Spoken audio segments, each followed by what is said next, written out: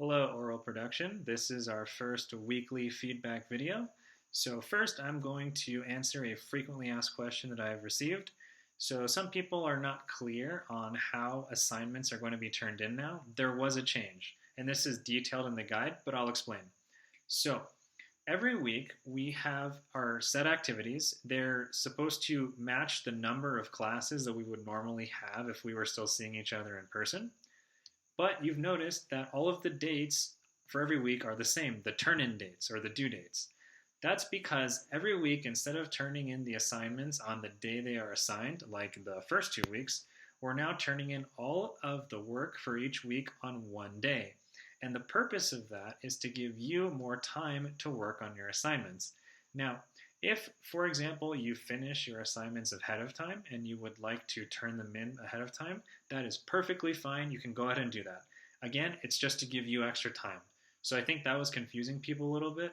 But like I said, if you want to stick to the due date on the guide, that's fine. But if you want to turn in your assignments ahead of time, you can also do so. With that said, I'm going to review a couple concepts. So this week, if we were having classes in person, was supposed to be for presentations and exams. So since we had to change that around, you might have noticed that our activities were a bit easier. And it was just basically to account for that.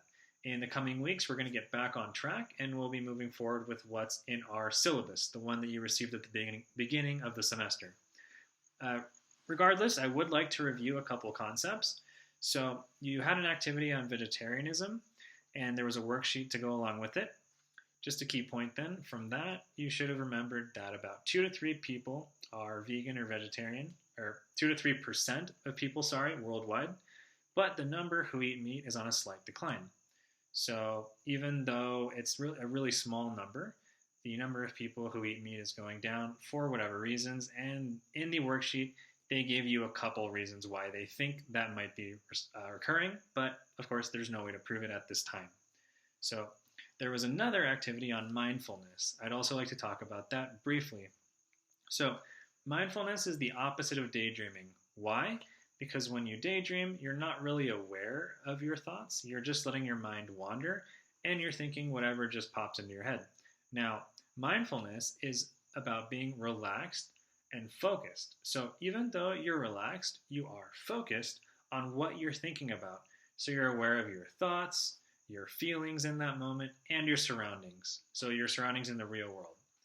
So mindfulness is a good thing to practice because sometimes it can help us think about our thinking and clarify it that way, as opposed to just daydreaming or not thinking about our thought process at all. So that's all I have for you today. If during the week you have any problems, difficulties, or questions about the class or about the way this quarantine period is going to work, please feel free to send me your questions through WhatsApp or email, and in next week's feedback video or sooner, I will get back to you and I'll answer them. So thanks for watching, and I'll see you next video.